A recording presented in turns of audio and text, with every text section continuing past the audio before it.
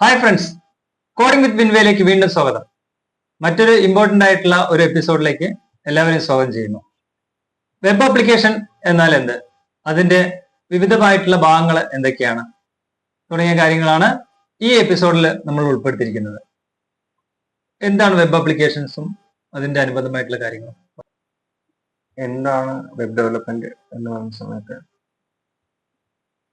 നമ്മൾ പൊതുവിൽ വെബ്സൈറ്റുകളെ കുറിച്ച് ഒരുപാട് കേട്ടിട്ടുണ്ടാവും. ഇപ്പോൾ യൂട്യൂബ്, അതേപോലെ തന്നെ നെറ്റ്ഫ്ലിക്സ്, ആമസോൺ, ഫ്ലിപ്കാർട്ട് തുടങ്ങിയവെല്ലാം വെബ് ഡെവലപ്ഡ് ആയിട്ടുള്ള ആപ്ലിക്കേഷൻസ് ആണ്. അപ്പോൾ വെബ്സൈറ്റുകൾ ഉണ്ടാവാം, ഡൈനാമിക്കും സ്റ്റാറ്റിക്കും. അതിൽ വെബ് ആപ്ലിക്കേഷൻസ്, അതിന് ഡെവലപ്മെന്റ്സിനെ കുറിച്ചാണ് ഇന്ന് നമ്മൾ സംസാരിക്കുന്നത്. എങ്ങനെയാണ് ഇത് വർക്ക് ചെയ്യുന്നത്, അതിന് എന്തൊക്കെ കാര്യങ്ങളാണ് പുറകിൽ വരുന്നത്, അത് എങ്ങനെയാണ് വർക്ക്ഔട്ട് ചെയ്യുന്നുള്ള കാര്യമാണ് നോക്കാൻ പോകുന്നത്. എങ്ങനെയാണ് അതിന്റെ പ്രവർത്തനം, ഇതിനെക്കുറിച്ച് നമുക്ക് നോക്കാം. ഒരു വെബ്സൈറ്റ് എന്ന് പറയുന്ന സമയത്ത് സ്വാഭാവികമായിട്ടും അതിനെ നമ്മൾക്കൊരു 5 ഭാഗമായിട്ട് തരംതിരിക്കേണ്ടി വരും. 5 ഭാഗം എന്ന് പറയുന്ന സമയത്ത് അതിൽ front end, back end, database, server, client, ഇങ്ങനെ 5 ആയിട്ട് തരംതിരിക്കാം. അപ്പോൾ എന്താണ് ഫ്രണ്ട് എൻഡ് എന്നുള്ള ഡൗട്ട് ഉണ്ടാവും. ചുരുക്കം പറഞ്ഞുതരാം, അത് എങ്ങനെയൊക്കെ ചെയ്യണോ എന്തൊക്കെയാണോ എന്നുള്ളത് നമുക്ക് അടുത്ത സെഷനിൽ ഞാൻ പറഞ്ഞുതരാം. ഫ്രണ്ട് എൻഡ് എന്ന് പറയുമ്പോൾ നമ്മൾക്ക് ഇപ്പോൾ ഗൂഗിൾ ഓപ്പൺ ചെയ്തു, അല്ലെങ്കിൽ MSN, യൂട്യൂബ് ഓപ്പൺ ചെയ്യുന്ന സമയത്ത് നമുക്ക് ഫസ്റ്റ് കാണുന്ന വിൻഡോ, അല്ലെങ്കിൽ യൂസർക്ക് ഡയറക്റ്റ് കാണാൻ കഴിയുന്ന ഭാഗം ഏതാണോ അതാണ് ഫ്രണ്ട് എൻഡ് എന്ന് പറയുന്നത്. ഇനി അവിടുന്ന് ഒരു വീഡിയോ ക്ലിക്ക് ചെയ്യണം. അത് ക്ലിക്ക് ചെയ്യുന്ന സമയത്ത് സ്വാഭാവികമായിട്ടും ആ ഫ്രണ്ട് എൻഡിലുള്ള ഡിസൈൻ ജസ്റ്റ് കാണാൻ വേണ്ടി മാത്രമാണ്. അത് ക്ലിക്ക് ചെയ്യുന്ന സമയത്ത് നേരെ ബാക്ക് എൻഡിലേക്കാണ് പോകുന്നത്. ബാക്ക് എൻഡിൽ വന്നിട്ട് അതിന് വേണ്ടിയിട്ടുള്ള കോഡുകൾ എഴുതിയിട്ടില്ല. കോഡുകൾ എന്ന് പറയുമ്പോൾ സെർവറിൽ ഉള്ള ഡാറ്റാബേസിനകത്ത് ഇതിന്റെ പാത്ത് എവിടെയാണോ, അതായത് ഈ ഇമേജ് ഒരു ഇമേജ് ആയിരിക്കും, അതിന് നമ്മൾ എങ്ങോട്ടെങ്കിലും മൂവി ആയിരിക്കും ചെയ്യേണ്ടാവുക. അപ്പോൾ സ്വാഭാവികമായിട്ടും അവിടുന്ന് ക്ലിക്ക് ചെയ്ത് ആ സെർവറിലുള്ള ഡാറ്റാബേസിൽ പറയുന്നു അത് ഇന്ന ഭാഗത്താണ് കിടക്കുന്നത്. അപ്പോൾ ഫ്രണ്ടിൽ കാണുന്നത് നമ്മൾ ജസ്റ്റ് ഒരു വിഷ്വൽ മാത്രമാണ്. ബാക്ക് എൻഡിലാണ് ഇത് എങ്ങോട്ട് പോകണം, അല്ലെങ്കിൽ എന്ത് വർക്ക് ചെയ്യണം, എങ്ങനെയാണ് വർക്ക് ചെയ്യേണ്ടത് എന്നുള്ള തീരുമാനിക്കുക. ഇതെല്ലാം സ്റ്റോർ ചെയ്ത് വെക്കുന്ന ഭാഗമാണ് ശരിക്കും ഡാറ്റാബേസിൽ വരിക. ഫ്രണ്ട് എൻഡും ബാക്ക് എൻഡും ഡാറ്റാബേസും കൂടെ ചേർന്ന് എല്ലാം വർക്ക് ചെയ്യുന്ന ഒരു ഏരിയ ആണ് ശരിക്കും സെർവർ എന്ന് പറയുന്നത്. ഇനി ഒരാൾ കൂടെ ഉണ്ട് ഇത് പറയേണ്ട വ്യക്തി. അതായത് നമ്മൾ ഇരുന്ന് കാണുന്ന കമ്പ്യൂട്ടർ അല്ലെങ്കിൽ മൊബൈൽ, ഏതൊരു ഡിവൈസ് ആയിക്കോട്ടെ, ഇതിനെ ക്ലയന്റ് എന്നാണ് പറയുക. അപ്പോൾ മൊത്തം 5 ഏരിയ ആണ് ഇതിനകത്ത് നമ്മൾ മനസ്സിലാക്കാനുള്ളത്. അപ്പോൾ ഒരു ക്ലയന്റ് ഡിവൈസ് ഉപയോഗിക്കുന്നു, ദെൻ സെർവറിലുള്ള ഏതോ ഒരു വെബ്സൈറ്റ് ഓപ്പൺ ചെയ്യുന്നു, അതിൽ ഫ്രണ്ട് എൻഡ് കാണാൻ വേണ്ടി ഉപയോഗിക്കുന്നു. ശേഷം ഫ്രണ്ട് എൻഡിൽ എന്തോ ഒരു കാര്യം നമ്മൾ അപ്ലൈ ചെയ്യുന്ന സമയത്ത് അല്ലെങ്കിൽ എടുക്കുന്ന സമയത്ത് അത് ബാക്ക് എൻഡിന്റെ സഹായത്തോടു കൂടി സെർവറിലുള്ള ഡാറ്റ കൊണ്ടുവന്നിട്ട് റിട്ടേൺ ബാക്ക് എൻഡിന്റെ സഹായത്തോടു കൂടിയിട്ട് ഫ്രണ്ട് എൻഡിൽ അടുത്തൊരു വിൻഡോ ഓപ്പൺ ആയിട്ട് എനിക്ക് കാണിച്ചു തരുന്നു. അപ്പോൾ ഇത്രയും കാര്യങ്ങളാണ് ശരിക്കും വെബ് ആപ്ലിക്കേഷൻ അല്ലെങ്കിൽ വെബ്സൈറ്റിനകത്ത് വരുന്ന ഒരു കാര്യം. ഇനി ഇതിന് ഡീറ്റെയിൽഡ് ആയിട്ട് എന്ന് വെച്ച് കഴിഞ്ഞാൽ ഇതിപ്പോ എങ്ങനെയാണ് ഇതിന്റെ കാര്യങ്ങൾ, ഇതെങ്ങനെ നമുക്ക് നിർമ്മിക്കാം, ഇത് എന്തൊക്കെ പഠിക്കണം, എങ്ങനെയൊക്കെയാണ് എന്നുള്ളത് നോക്കാം എന്നുള്ളത് ചോദ്യം. ഫ്രണ്ട് എൻഡ് പറഞ്ഞു, അതുപോലെ തന്നെ ബാക്ക് എൻഡ്, പിന്നെ അതേപോലെ തന്നെ ക്ലയന്റ്, ഇങ്ങനെയുള്ള കുറച്ച് കാര്യങ്ങൾ പറഞ്ഞു. എന്താണ് ഫ്രണ്ട് എൻഡ് ടെക്നോളജീസ്, എന്തൊക്കെയാണ്? ആക്ച്വലി ഫ്രണ്ട് എൻഡ് ടെക്നോളജീസ് എന്ന് പറയുന്നത് നമ്മൾ വല്ലാതെ ടെൻഷൻ അടിക്കാനൊന്നുമില്ല.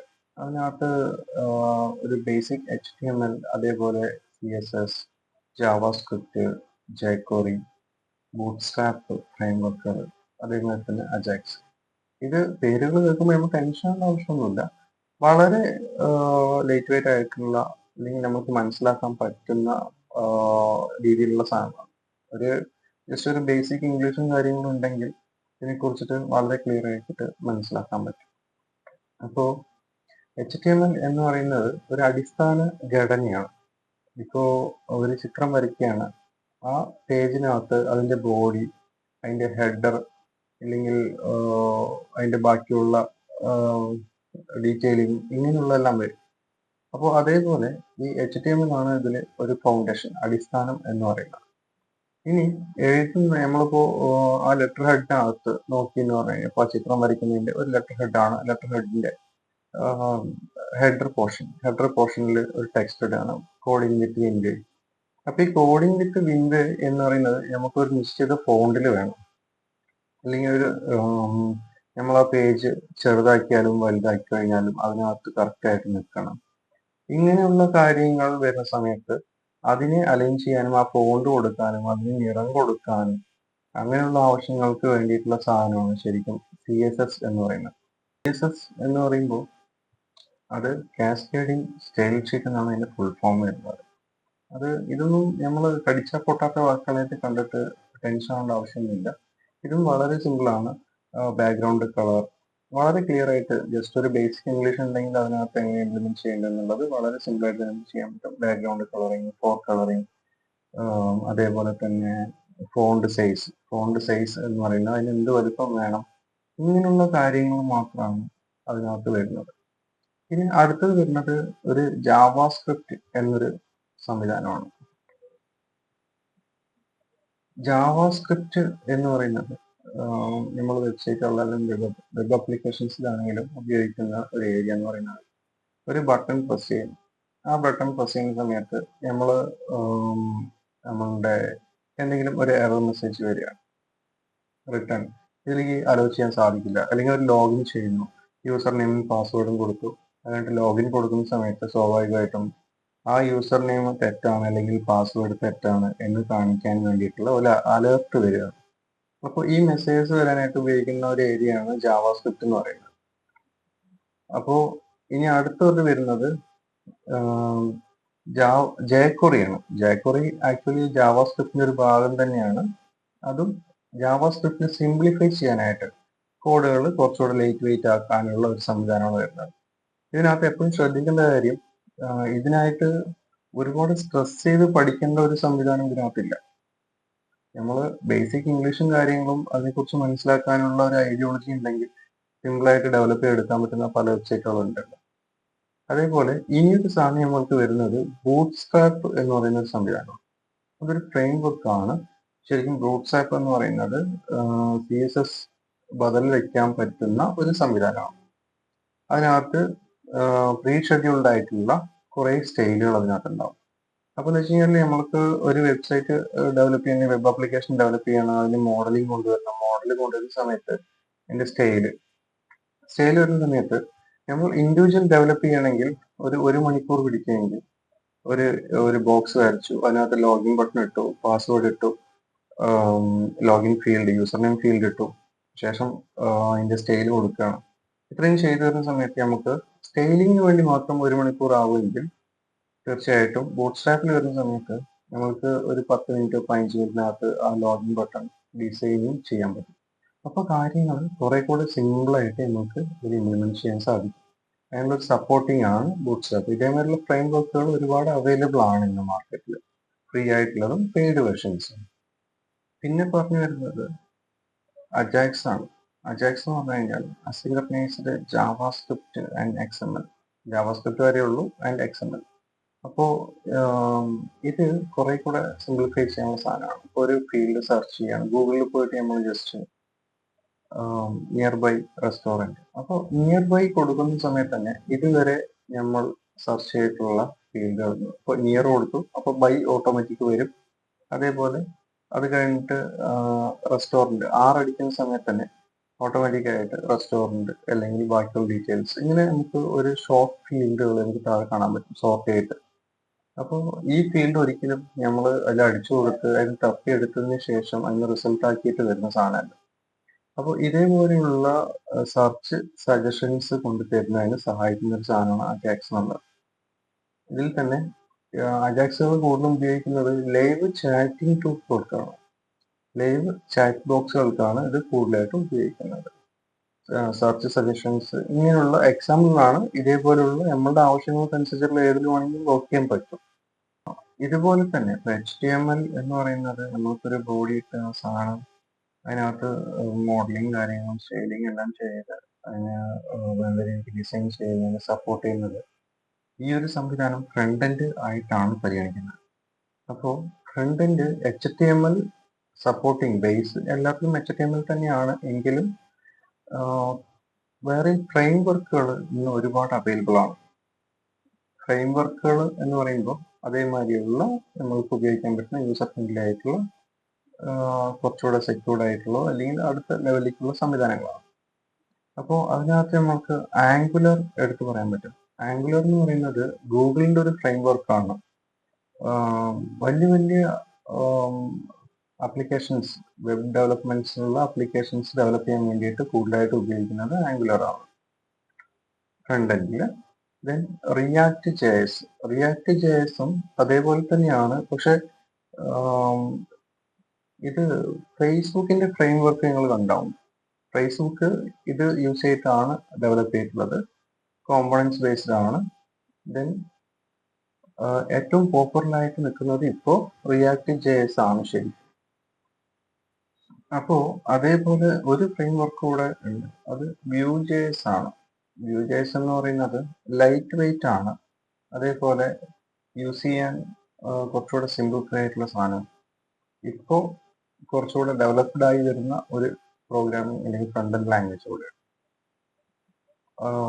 ലൈറ്റ് വെയിറ്റ് കൊണ്ട് ഉദ്ദേശിച്ചത് ഈ സാധനം കമ്പ്യൂട്ടറിൽ ഇൻസ്റ്റാൾ ചെയ്യുമ്പോൾ മറ്റുള്ളവർക്ക് ഇൻസ്റ്റാൾ ചെയ്യാൻ 1 GB സ്പേസ് ആവശ്യമാണെങ്കിൽ ഇതിൽ ഒരു 300 MB ഒക്കെ മതിയാവും. ഇതുകൊണ്ടാണ് ലൈറ്റ് വെയിറ്റ് ആയിട്ട് ഈ സാധനം വരുന്നത്. പിന്നെ ഇപ്പോൾ ഡെവലപ്മെന്റ്സിൽ നിൽക്കുന്ന ഒരു സാധനമാണ്. അപ്പോൾ HTML-ഉം അതിന് വേണ്ട ഒരു വെബ്സൈറ്റ് ഡെവലപ്പ് ചെയ്യാൻ വേണ്ട CSS, JavaScript, jQuery അങ്ങനെയുള്ള കാര്യങ്ങൾ, അതേപോലെ തന്നെ ഉപയോഗിക്കാൻ പറ്റുന്ന angular, react JS, view JS ഇങ്ങനെയുള്ള കാര്യങ്ങളാണ് ഫ്രണ്ട് എൻഡ് ഭാഗത്ത് വരുന്നത്. ഓക്കെ, അപ്പോൾ ഫ്രണ്ട് എൻഡ് ടെക്നോളജിയെ കുറിച്ച് വ്യക്തമായിട്ടുണ്ട്. എന്താണ് അപ്പോൾ back end technologies? Actually back end technologies നിങ്ങൾ നേരത്തെ പറഞ്ഞ പോലെ തന്നെ ഇപ്പോൾ ഫ്രണ്ട് എൻഡിൽ ഡിസൈൻ ചെയ്യുന്നു, അവിടുന്ന് ഒരു ബട്ടൺ ക്ലിക്ക് ചെയ്യണം, അല്ലെങ്കിൽ ഒരു വീഡിയോന്റെ ലിങ്കാണ് ശരിക്കും യൂട്യൂബിനകത്ത്. ആ ലിങ്കിൽ നമ്മൾ ആ വീഡിയോയിൽ ക്ലിക്ക് ചെയ്ത് കഴിഞ്ഞാൽ പിന്നെ അവിടുന്ന് പോകുന്നത് അതിന്റെ റിയൽ വീഡിയോ നിൽക്കുന്ന സ്പേസിലേക്കാണ്. അപ്പോൾ ആ പോകുന്നത് അങ്ങോട്ട് കൊണ്ടുപോകുന്നത് നമ്മളുടെ ബാക്ക് എൻഡ് സപ്പോർട്ട് ചെയ്തിട്ടാണ് പോകുന്നത്. അപ്പോൾ കോഡിങ് ഇപ്പൊ പറഞ്ഞ പോലെ ബാക്കിലേക്ക് വരുന്നുണ്ട്. ഫ്രണ്ടിൽ വേണമെങ്കിൽ നമ്മൾ പറഞ്ഞു ഡിസൈൻസ് ചെയ്യാനുള്ളത്, സ്റ്റൈൽ ചെയ്യാനുള്ളത്, ഏത് മോഡൽ വേണം ഇങ്ങനെയുള്ള കാര്യങ്ങളും അതിന്റെ അനുബന്ധമായിട്ടുള്ള സാധനങ്ങൾ മാത്രമാണ്. ഫ്രണ്ടിൽ ക്ലയന്റിന് വേണ്ട, യൂസർക്ക് വേണ്ട കാണാനുള്ള സംവിധാനങ്ങളാണ്. ബാക്കിലുള്ള സംവിധാനങ്ങൾ ഒരിക്കലും നമുക്ക് കാണാൻ കഴിയില്ല. ബാക്ക് എൻഡ് ടെക്നോളജീസ് ഏതൊക്കെയാണ് എന്ന് പോപ്പുലർ ആയിട്ടുള്ളതെന്ന് ചോദിച്ചു കഴിഞ്ഞാൽ ജാവ ഒരുപക്ഷെ എല്ലാവരും കേട്ട് കാണും. ജാവ എന്ന് പറയുന്നത് ഭയങ്കര സെക്യൂർ ആയിട്ടുള്ളതും സ്കെയിലബിൾ ആയിട്ടുള്ളതാണ്. മാക്സിമം ബാങ്കിങ് ആപ്പുകൾ അങ്ങനെ തുടങ്ങിയിട്ടുള്ള സെക്യൂർഡ് ആയിട്ടുള്ള ആപ്പുകളിലാണ് ഇത് യൂസ് ചെയ്ത് വരുന്നത്, അല്ലെങ്കിൽ അങ്ങനെയാണ് യൂസ് ചെയ്ത് വരുന്നത്. പിന്നെ PHP പലപ്പോഴും നിങ്ങൾ കേട്ട് കാണും. വേർഡ്പ്രസ് എന്ന് പറയുന്ന വെബ്സൈറ്റുകളെ കുറിച്ച് കേട്ട് കാണും. ഒരുപാട് പരസ്യങ്ങൾ വരുന്ന വെബ്സൈറ്റ് ആണ്. അപ്പോൾ വേർഡ്പ്രസിൽ യൂസ് ചെയ്തിരിക്കുന്നത് ബേസ് PHP-യുടെ ആണ്. അല്ലാതെ തന്നെ ലാർവല്, അതേമാതിരി തന്നെ കോഡിഗ്നേറ്റർ ഇങ്ങനെയുള്ള ഫ്രെയിം വർക്കുകൾ വരുന്നുണ്ട്. അല്ലാതെ PHP കോർ ക്ലൈന്റ് PHP വരുന്നുണ്ട്. അങ്ങനെ ഒരുപാട് സംവിധാനങ്ങൾ PHP-ക്കകത്തുണ്ട്. അതേപോലെ പൈത്തണും ഈ അടുത്ത കാലത്തായിട്ട് നല്ല ഹൈപ്പിൽ വന്നുകൊണ്ടിരിക്കുന്ന ഒരു ലാംഗ്വേജ് ആണ് ബാക്ക് എൻഡിൽ. ഡിജാങ്കോ, ഫ്ലാസ്ക് എന്ന് പറയുന്ന ഫ്രെയിം വർക്കുകളാണ് ഇതിനകത്ത് വരുന്നത്. അത് ശരിക്കും വളരെ ഈസി ആയിട്ടും പവർഫുൾ ആയിട്ടും യൂസ് ചെയ്യാൻ പറ്റുന്ന ഒരു ടൂൾ തന്നെയാണ് പൈത്തണിന്റെ. അതേപോലെ റൂബി ഓൺ റെയിൽസ് ഫ്രെയിം വർക്കാണ് ഇതിന് വരുന്നത്. ഇപ്പോൾ ഓൾമോസ്റ്റ് സ്റ്റാർട്ടപ്പുകളിൽ മാക്സിമം യൂസ് ചെയ്യുന്നത് ഈ റൂബി ആണ് യൂസ് ചെയ്യുന്നത്. അതേപോലെ നോഡ് ജെഎസ് എന്ന് പറയുന്നത് ശരിക്കും ജാവ സ്ക്രിപ്റ്റ് ബാക്ക് എൻഡിൽ റൺ ചെയ്തുകൊണ്ടാണ് ഇത് യൂസ് ചെയ്യുന്നത്. ഇതും ഭയങ്കര ഫാസ്റ്റും സ്കെയിലബിളും ആണ്. അപ്പോൾ ബാക്ക് എൻഡ് ടെക്നോളജി എന്ന് പറയുന്നത് അതിനകത്ത് ഏതൊക്കെ ഫ്രെയിം വർക്കുകളാണ്, ഏതൊക്കെയാണ് നിലവിൽ പെർഫോമൻസ് ചെയ്യുന്നത് എന്നുള്ളത് നമ്മൾ പറഞ്ഞു കഴിഞ്ഞു. ഓക്കെ, അപ്പോ നമ്മള് ഫ്രണ്ട് എൻഡും പറഞ്ഞു, അതുപോലെ തന്നെ ബാക്ക് എൻഡും പറഞ്ഞു. അപ്പോൾ ഈ ഫ്രണ്ട് എൻഡും ബാക്ക് എൻഡും അതിനോടൊപ്പം തന്നെ വരുന്ന ഒരു കാര്യങ്ങൾ, അതിന്റെ ഡീറ്റെയിൽസ് അല്ലെങ്കിൽ അതിന്റെ കാര്യങ്ങൾ എവിടെയാണ് സ്റ്റോർ ആവുന്നത്, അല്ലെങ്കിൽ പിന്നീടുള്ള കാര്യങ്ങൾ എങ്ങനെയാണ് അതിന്റെ? ആക്ച്വലി അതിനായിട്ട് യൂസ് ചെയ്യുന്ന ഒരു ഏരിയ ആണ് ശരിക്കും ഡാറ്റാബേസുകൾ എന്ന് പറയുന്നത്. ഓക്കെ. ഡാറ്റാബേസ് വന്നിട്ട് ഇന്ന് ഒരുപാട് കമ്പനികൾ പ്രൊവൈഡ് ചെയ്യുന്നുണ്ട്. മൈക്രോസോഫ്റ്റിന്റെ MSSQL, അതേമാതിരി തന്നെ MySQL, അത് ലിനക്സ് ബേസ്ഡ് ആയിട്ട് വരുന്ന ഒരു പ്രൊഡക്റ്റ് ആണ്. അതേപോലെ തന്നെ നമുക്ക് MongoDB, റേഡിയസ്, ഇങ്ങനെയുള്ള ഒരുപാട് ഡാറ്റാബേസുകൾ വരുന്നുണ്ട്. ഇതൊക്കെ തമ്മിൽ എന്താണ് വ്യത്യാസം എന്നുള്ളതാണ് അടുത്തൊരു വിഷയം വരുന്നത്. അപ്പോൾ MySQLും ഈ SQL ബേസ്ഡ് ആയിട്ടുള്ള ഡാറ്റാബേസുകൾ എന്ന് പറയുന്നത് റോസും കോളംസും ബേസ്ഡ് ആണ്. ഡാറ്റ ഓർഗനൈസ്ഡ് ആയിട്ടുള്ള ഡാറ്റകളാണ് ഇതിനകത്ത് ഇട്ടുവയ്ക്കുക. അതേപോലെ തന്നെ ഈ NoSQL ഡാറ്റാബേസ്, MongoDB എല്ലാം വരുന്നത് NoSQL ഡാറ്റാബേസിനകത്താണ്. ഈ NoSQL ഡാറ്റാബേസ് എന്ന് പറയുമ്പോൾ ശരിക്കും ഒരു ഫയലായിരിക്കും, അതിനകത്ത് ഒരു ഐഡന്റിറ്റി ആയിരിക്കും അതിന്റെ നെയിം, ഫയൽ നെയിം.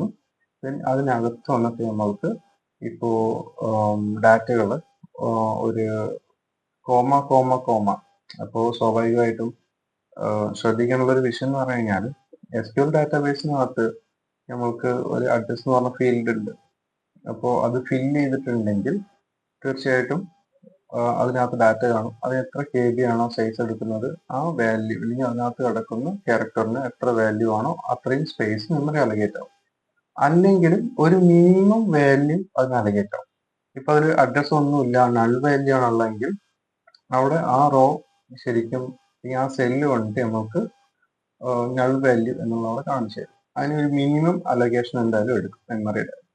അതേസമയം NoSQL ഒന്ന് നോക്കി എന്ന് പറഞ്ഞു കഴിഞ്ഞാൽ ഇപ്പോൾ ആ ഫയലിനകത്ത് ഡാറ്റാബേസ് ഫയലായിട്ടാണ് സേവ് ആവുന്നത്.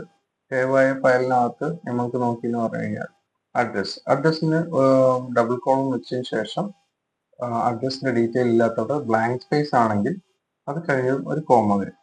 അപ്പൊ സ്വാഭാവികമായിട്ടും അത്രയും മെമ്മറി ഫ്രീ ആയി. ശരിക്കും ഇതാണ് ഇത് രണ്ടും തമ്മിലുള്ള വ്യത്യാസം വരുന്നത്. അപ്പോൾ ഡാറ്റാബേസും അതേപോലെ തന്നെ SQL, NoSQL, അതിൽ തന്നെ ഏതൊക്കെ കമ്പനികൾ ഇപ്പോൾ പെർഫോം ചെയ്യുന്നുണ്ട്. ഇപ്പൊ MSSQL, MySQL ആണ് SQL ബേസ്ഡ് ആയിട്ടുള്ള ഡാറ്റാബേസുകൾ പ്രൊവൈഡ് ചെയ്യുന്നത്. അതേപോലെ തന്നെ MongoDBയും കാര്യങ്ങളൊക്കെയാണ് NoSQL ബേസ്ഡ് ആയിട്ടുള്ള ഡാറ്റാബേസുകൾ പ്രൊവൈഡ് ചെയ്യുന്ന കമ്പനിയാണ്. ഇതെല്ലാം ഒന്നിനൊന്ന് മെച്ചം തന്നെയാണ്. കസ്റ്റമറിന്റെ റിക്വയർമെന്റും കാര്യങ്ങളും അല്ലെങ്കിൽ നമ്മൾ എന്താണോ അതിൽ ചെയ്യാൻ ഉദ്ദേശിക്കുന്നത് അതിനനുസരിച്ച് കൊണ്ടാണ് സെലക്ട് ചെയ്യുക. വെബ് ഡെവലപ്മെന്റ് പറഞ്ഞു. അപ്പോൾ വെബ് ഡെവലപ്മെന്റ് വ്യത്യസ്തങ്ങളായിട്ടുള്ള ഭാഗങ്ങളുണ്ടോ ഇതിനകത്ത്? ഇതിനകത്ത് നമുക്ക് ശ്രദ്ധിക്കാനുള്ള ഒരു ഏരിയ ഉണ്ട് ശരിക്കും. അതായത് വെബ് ഡെവലപ്മെന്റിൽ വന്നിട്ട് വെബ് അപ്ലിക്കേഷൻസ് എന്ന് പറയുമ്പോൾ അതിനകത്ത് നമ്മൾ native applications, hybrid applications, web applications, അല്ലെങ്കിൽ പ്രോഗ്രസീവ് വെബ് അപ്ലിക്കേഷൻസ്, ഇങ്ങനെയുള്ള പല രീതിയിലുള്ള ഡെവലപ്മെന്റ്സ് നടക്കുന്നുണ്ട്. അപ്പോൾ നേറ്റീവ് അപ്ലിക്കേഷൻസ് എന്ന് പറയുന്നത് ഒരു പ്രത്യേക പ്ലാറ്റ്ഫോമിനായി മാത്രം ഡെവലപ്പ് ചെയ്യുന്ന ഒരു സാധനമായിരിക്കും. ഉദാഹരണം ഇപ്പോൾ ഒരു വാട്സപ്പ് എന്ന് പറയുന്നത് മെയിൻലി ഫോക്കസ് ചെയ്യുന്ന ഒരു സാധനം ആൻഡ്രോയിഡ് ഫോണുകൾ അല്ലെങ്കിൽ ISO ഫോണുകൾ, അപ്പോൾ ആ ഡിവൈസുകൾക്ക് വേണ്ടി മാത്രമാണ് ഡെവലപ്പ് ചെയ്യുന്നത്. അല്ലെങ്കിൽ ഇപ്പോൾ വിൻഡോസിൽ വന്നിട്ടുണ്ട്. അപ്പോൾ അതൊരു ആപ്ലിക്കേഷൻ ശരിക്കും ആ ഏതാണോ OS ഉപയോഗിക്കുന്നത് അതിനു വേണ്ടി മാത്രം ഫോക്കസ് ചെയ്യുന്ന സാധനമായിരിക്കും. അപ്പോൾ അങ്ങനെ വരുന്ന സമയത്ത് നമുക്ക് ലാപ്ടോപ്പിൽ ഇൻസ്റ്റാൾ ചെയ്യുന്നു. അപ്പോൾ ലാപ്ടോപ്പിലുള്ള ക്യാമറ, മൈക്ക്, ഇങ്ങനെയുള്ള സ്പെസിഫിക് ആയിട്ടുള്ള സാധനങ്ങളെല്ലാം തന്നെ അതിനകത്ത് നമുക്ക് യൂസ് ചെയ്യാൻ പറ്റും. മൊബൈലിലാണെങ്കിലും അത് ആൻഡ്രോയിഡ് ആണെങ്കിലും iOS ആണെങ്കിലും നമുക്ക് ഇതേപോലെയുള്ള വിഷയങ്ങളിൽ ഒരു നേറ്റീവ് ആപ്ലിക്കേഷൻ എന്ന് പറയുമ്പോൾ അത് സ്പെസിഫൈ ആയിട്ട് ആ ഒരു OSന് വേണ്ടി മാത്രം ഡെവലപ്പ് ചെയ്തിട്ടുള്ള സാധനമായിരിക്കും. ഇനി അതേസമയം ഹൈബ്രിഡ് അപ്ലിക്കേഷൻസ് വരുന്നുണ്ട്. ഹൈബ്രിഡ് അപ്ലിക്കേഷൻസ് എന്ന് പറയുന്നത് ഇപ്പോൾ ഒരു ആപ്ലിക്കേഷൻ ഡെവലപ്പ് ചെയ്യുകയാണ്. ഇപ്പോൾ ഇൻസ്റ്റാഗ്രാം എന്ന് പറയുന്നത് ശരിക്കും ആൻഡ്രോയിഡിനും iOSനും ചേർന്നിട്ടുള്ള ഒറ്റ ആപ്ലിക്കേഷനാണ്. ഒരു ഡെവലപ്മെന്റ്സ് നമുക്ക് നടത്തി എന്ന് പറഞ്ഞു കഴിഞ്ഞാൽ ഇൻവെസ്റ്റ്മെന്റ് കമ്മിയാവും. പക്ഷെ ഇപ്പോൾ വാട്സപ്പ് വന്നിട്ട് ഒരു ആൻഡ്രോയിഡ് ആപ്ലിക്കേഷൻ പറഞ്ഞു, ആൻഡ്രോയിഡ് സ്റ്റുഡിയോ യൂസ് ചെയ്തിട്ട്. അതേപോലെ iOS വരുന്ന സമയത്ത് അത് വേറൊരു ആപ്ലിക്കേഷൻ ആണ്, ഡെസ്ക്ടോപ്പിന് വരുമ്പോൾ അത് വേറൊരു ആപ്ലിക്കേഷൻ ആണ്. മൊത്തം 3 ആപ്ലിക്കേഷൻ ആണ് ഡെവലപ്മെന്റ്സിന് വരുന്നത്. ഇപ്പോൾ ഇതിന് മൂന്നിനും 3 ഒരു കോസ്റ്റ് ആണ് അവിടെ ഇംപ്ലിമെന്റ് ചെയ്യേണ്ടി വരിക. അതേസമയം ഹൈബ്രിഡ് ആപ്ലിക്കേഷൻസ് എന്ന് പറയുന്ന സമയത്ത് ഇപ്പോൾ ഇൻസ്റ്റാഗ്രാം പറഞ്ഞല്ലോ, നമ്മൾ iOS-നും ആൻഡ്രോയിഡിനുമായിട്ട് ഒരു ആപ്ലിക്കേഷൻ ആണ് അവർ യൂസ് ചെയ്യുന്നത്. അപ്പോൾ അവർക്ക് ഡെവലപ്മെന്റ് കോസ്റ്റ് എന്ന് പറയുന്നത് ഒരു കോസ്റ്റ് മാത്രം കൊടുത്താൽ മതിയാവും. ഇനി അതേപോലെ വെബ് ആപ്ലിക്കേഷൻസ് ഉണ്ട്. വെബ് ആപ്ലിക്കേഷൻസ് എന്ന് പറഞ്ഞു കഴിഞ്ഞാൽ പൂർണ്ണമായിട്ടും ഇത് കമ്പ്യൂട്ടറിലോ അല്ലെങ്കിൽ മൊബൈലിലോ ഉള്ള ബ്രൗസറിൽ കൂടെ മാത്രമായിരിക്കും ഉപയോഗിക്കാൻ പറ്റുക. ഇപ്പോൾ ഗൂഗിൾ ഡോക്സ്, ജിമെയിൽ, അത് നമ്മൾക്ക് മൊബൈലിൽ ഉപയോഗിക്കാൻ പറ്റുന്ന ആപ്ലിക്കേഷൻസ് ഉണ്ടെങ്കിൽ കൂടെ തന്നെ ഇത് ബ്രൗസറിൽ കൂടെ നമ്മൾക്ക് ഫ്രീ ആയിട്ട് ആക്സസ് ചെയ്യാൻ പറ്റുന്നതും വർക്ക് ചെയ്യാൻ പറ്റുന്നതായിട്ടുള്ള മോഡൽസ് ആണ് ഇതിന്റെ പ്രൈമറി ഉള്ളത്. അപ്പോൾ ഇതാണ് പ്യുവർലി വെബ് ആപ്ലിക്കേഷൻസ്. ഇനി പ്രോഗ്രസീവ് വെബ് ആപ്ലിക്കേഷൻസ് എന്ന് പറയുന്ന ഒരു ഏരിയയും കൂടെ ഉണ്ട്. അങ്ങനെ ഒരു സമയത്ത് ഒരു വെബിന്റെയും ആപ്ലിക്കേഷന്റെയും ഫീച്ചർ ഇൻക്ലൂഡഡ് ആയിട്ടാണ് വരിക. അത് 2-in-1 മെത്തേഡ്, അതായത് ഓഫ്ലൈനിലും വർക്ക് ചെയ്യാൻ പറ്റും. പിന്നീട് ഇന്റർനെറ്റ് വരുന്ന സമയത്ത് ഓട്ടോമാറ്റിക്കായിട്ട് അത് പുഷ് ചെയ്യും ഡാറ്റാബേസിലേക്ക്. അപ്പോൾ ഇങ്ങനെയുള്ള ആപ്ലിക്കേഷൻസും ഉണ്ട്. അതുകൊണ്ട് പ്രോഗ്രസീവ് വെബ് ആപ്ലിക്കേഷൻസ് എന്നാണ് പറയുന്നത്. അപ്പോൾ ഈ പറഞ്ഞ മാതിരി 4 രീതിയിലാണ് ശരിക്കും ആപ്ലിക്കേഷൻ ഡെവലപ്മെന്റ്സ് നടക്കുന്നത്. ഡീറ്റെയിൽഡ് ആയിട്ടുള്ള കാര്യങ്ങളാണ് ഇപ്പോൾ മനസ്സിലാക്കിയിരിക്കുന്നത്. അപ്പോൾ ഇങ്ങനെയുള്ള കാര്യങ്ങൾ സ്റ്റെപ്പ് ബൈ സ്റ്റെപ്പ് ആയിട്ട് പഠിച്ചിട്ടുണ്ടെങ്കിൽ നമുക്ക് എത്രയും പെട്ടെന്ന് നമുക്ക് ഇതിന്റെ കാര്യങ്ങൾ മനസ്സിലാക്കിയെടുക്കാം എന്ന് വിചാരിക്കുന്നു. ഇതിനോടൊപ്പം തന്നെ HTML, CSS, അതുപോലെ തന്നെ ജാവാസ്ക്രിപ്റ്റ് ലൈവ് കോഡിങ്ങൾ അടുത്ത വീഡിയോയിൽ നമുക്ക് കാണാം. എത്രയും പെട്ടെന്ന് ഈ കാര്യങ്ങൾ മനസ്സിലാക്കിയെടുക്കാമെന്ന് വിചാരിക്കുന്നു. ഇതിനോടൊപ്പം തന്നെ HTML, CSS, അതുപോലെ തന്നെ ജാവാസ്ക്രിപ്റ്റ് ലൈവ് കോഡിങ്ങൾ അടുത്ത വീഡിയോയിൽ നമുക്ക് കാണാം. ഈ വീഡിയോ ഇഷ്ടപ്പെട്ടെങ്കിൽ കമന്റുകൾ രേഖപ്പെടുത്തുക, ലൈക്ക് ചെയ്യുക, സബ്സ്ക്രൈബ് ചെയ്യുക, ബെൽ ബട്ടൺ എനേബിൾ ചെയ്യുക. So thank you. Coding with വിൻവേയിലേക്ക്